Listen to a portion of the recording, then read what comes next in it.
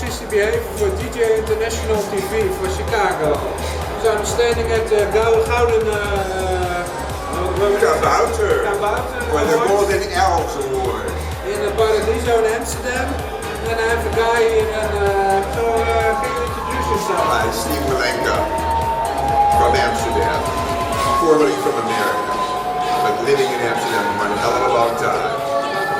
Okay, and so you were invited to the Out on the Mountain March tonight? Yeah, I was invited by Naz and the organization to give away the Pinkanissi Award, which is an award for the best gay event that has happened in 2014, or bar or something like that. But it's more along the lines of the best party, best event from the gay scene. That is. Okay, so that's cool. Yeah.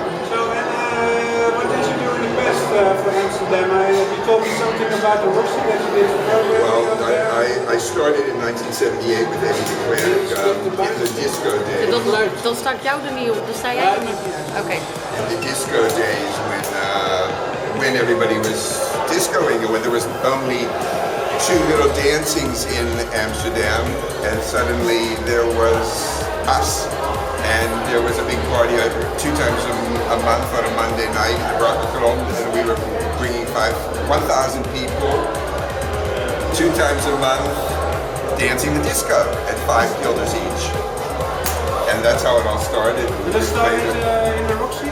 And then the Roxy came many years later. I'm talking 1978. And then, 78 already? Yes, that's when I started. And you started with organizing parties? In 1978, yeah, that was the beginning. That was all from out in New York. And I worked with the Paradise Garage, and Mel Sherin from West End Records, and we had Tana Gardner here, and we had Tanta Vega sing for us, and we had a Paradise Garage DJ come in, outside of back, but Larry wouldn't travel.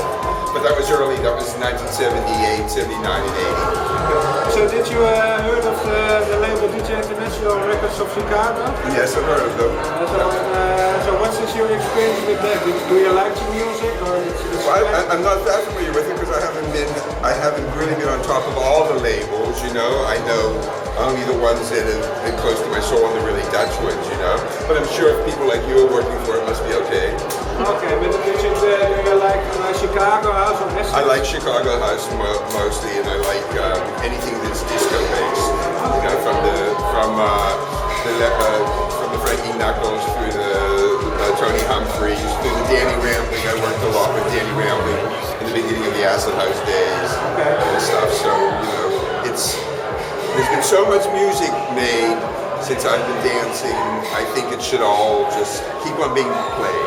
That's all. And everybody should keep on dancing. So can you tell me something about the Roxy period? Did you work with Eddie DeClerc? He was the beginning. He's the house legend of Amsterdam because he very much said that this is the music of the future, and he was right.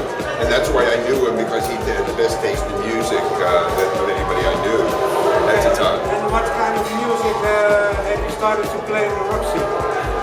Well, everything was Balearic beat in the beginning because there was nothing, and then suddenly there was Acid House, and it was a disaster because nobody wanted to hear it. And the Roxy almost closed.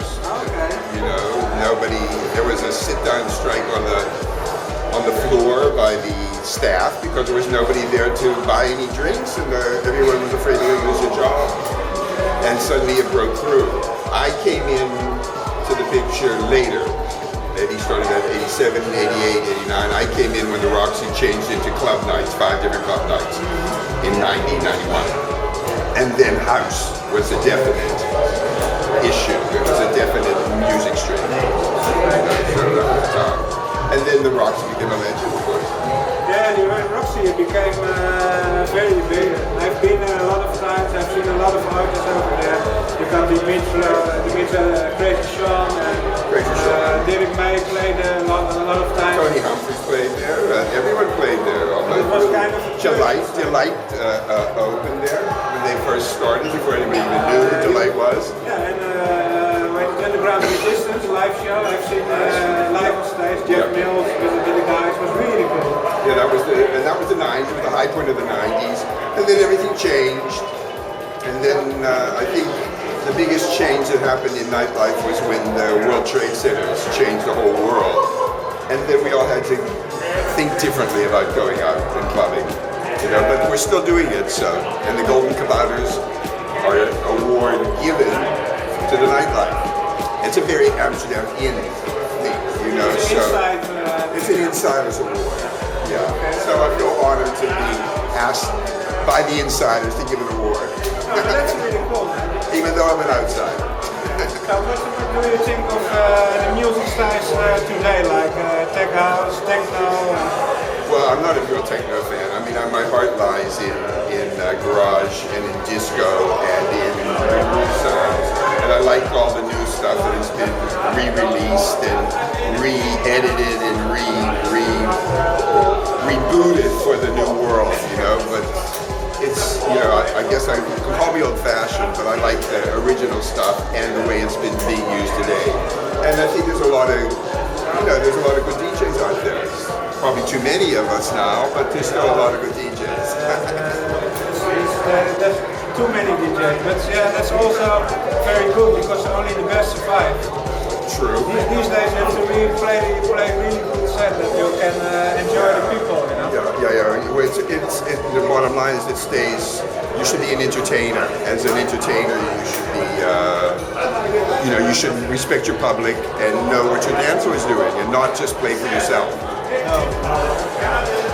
do you still organize parties these days? Well, here and there. I do things for the Paradiso. They usually give me the upstairs room, and they usually do. And I do a rare big But they usually give me the upstairs room, and I do my Paradise Express, which is a tribute to the Paradise Garage.